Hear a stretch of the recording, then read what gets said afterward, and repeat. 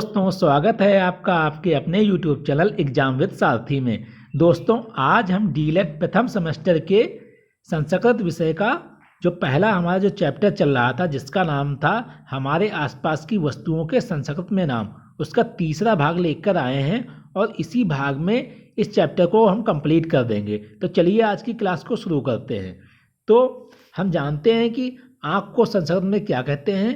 आँख को संस्कृत में कहते हैं नेत्रम और नैनम। अंगुली को संस्कृत में क्या कहते हैं? अंगुल्या। क्या कहते हैं? अंगुल्या। और ओठ को संस्कृत में कहते हैं ओष्ठा। ओठ को संस्कृत में क्या कहते हैं? ओष्ठा। और कमर को संस्कृत में कहते हैं कटिह। क्या कहते हैं? कटिह। और कान को संस्कृत में कहते हैं करड़ा। क्या कहते हैं? करड़ा। और बाल को संस्कृत में क्या कहते हैं? केसा। बाल को संस्कृत में कहते हैं केसा। और कंधा को संस्कृत में कहते हैं स्कंधा। क्या कहते हैं? स्कंधा। गर्दन को संस्कृत में कहते हैं ग्रीवा। गर्दन को कहते हैं ग्रीवा। और गला को संस्कृत में कहते हैं कंठा। गला को संस्कृत में क्या कहते हैं? कंठा। अब हम देखते हैं कि गाल को संस्कृत में क्या कहते हैं। शरीर के अंग हम पढ़ रहे हैं संस्कृत में। गाल को संस्कृत में कहते हैं कपोला। क्या कहते हैं? कपोला। और हाथ को संस्कृत में क्या कहते हैं? हस्ता। क्या कहते हैं? हस्ता। जीभ को संस्कृत में कहते हैं जिह्वा। ये पूछा हुआ प्रश्न है। ये आप लोग जो यहाँ पे शरीर के अंग पढ़ रहे हैं, ये आपके टेट, सुपर टेट और बीटीसी में तो पूछे ही जाएंगे। तो आप इसे बहुत ध्यान से इस क्लास को अटेंड कीजिए। अब पैर को संस्कृत में क्या कहते हैं? पैर को संस्कृत में कहते हैं पादा। क्या कहते हैं? पादा। और चरणा। और नाक को संस्कृत में कहते हैं नासिका। क्या कहते हैं? नासिका। खोपड़ी को संस्कृत में कहते हैं मानव कपाला। खोपड़ी को क्या कहते हैं? मानव कपाला। और कमर को संस्कृत में क्या कहते हैं? कटिह। क्या कहते हैं? कटिह। पीठ को संस्कृत में कहते हैं पृष्ठम। पीठ को संस्कृत में क्या कहते हैं? पृष्ठम। दांत को संस्कृत में क्या कहते हैं? दंता। आप ये क्लास 2 से 3 बार रिवाइज कर लीजिए, आपको सारी चीज़ें इसी क्लास में क्लियर हो जाएंगी। और इसके प्रॉपर आप लोग नोट्स बनाते रहिए, ताकि आप लोगों को एग्ज़ाम समय में बहुत कम टाइम में आप लोगों का रिवीजन हो जाए। और यह क्लास अगर आप एग्ज़ाम की टाइम भी लेंगे तो 5 मिनट की यह क्लास आप लोगों के कम से कम 2 से 3 नंबर आप लोगों के एग्ज़ाम में बिल्कुल पक्के हैं इस क्लास से। तो अब चलिए शुरू करते हैं।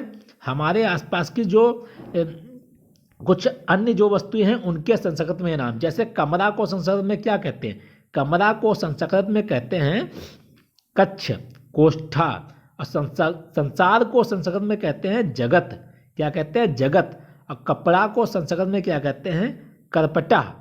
क्या कहते हैं? करपटा। और मेज को संस्कृत में क्या कहते हैं? लेखा धार। लेखा धारा। लेखा धार। और कागज को संस्कृत में क्या कहते हैं? कागदा। क्या कहते हैं? कागदा। हार को संस्कृत में कहते हैं कंठहारा। क्या कहते हैं? कंठहारा। अब हम देखते हैं कुछ सामान्य जीवों के संस्कृत में नाम, क्योंकि यहाँ से भी क्वेश्चन बनते हैं। तो आप देखते हैं केकड़ा को संस्कृत में क्या कहते हैं? केकड़ा को संस्कृत में कहते हैं कुलीरा। क्या कहते हैं? कुलीरा। और कछुआ को संस्कृत में क्या कहते हैं? कूर्मा, कच्छपा। अब मछली को संस्कृत में क्या कहते हैं? मत्स्या, मीना, झसा। ये सब मछली के पर्यायवाची हैं, इसके आगे विसर्ग लगा दिया गया है, इसीलिए मछली को संस्कृत में क्या कहते हैं? मत्स्या, मीना, झसा।